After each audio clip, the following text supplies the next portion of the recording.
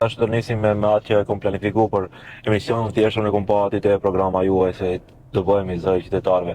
Si e mendoni këtë zë kur çdo gjë më është e politizuar, s'ka shmërisht në mes dy bloqeve. Ju si do të gjeni kanalin e komunikimit me qytetarët për të bërë zëri i tyre? Venhare, vetë një mundësi e qytetarit që të ndëgjohet zëri është kur është brenda një institucion.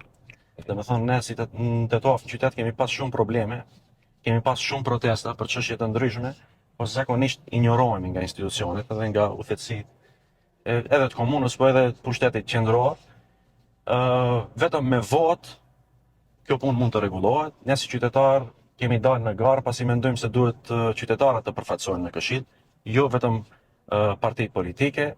Shpresojmë se do ta marrim besimin e qytetarëve edhe çdo informatë nga komuna do ta nxjerrim jashtë për qytetarët, që të dinë ku shpenzohen fillimisht mjetet e komunës, që është shumë thelbësore, e pastaj edhe të gjitha gjërat tjera ku hin planet detale urbanistike që ndikojnë në cilësinë e jetës në Tetov, dhe të gjitha çështjet tjera që kanë të bëjnë me rritjen e cilësisë jetës tetovarëve.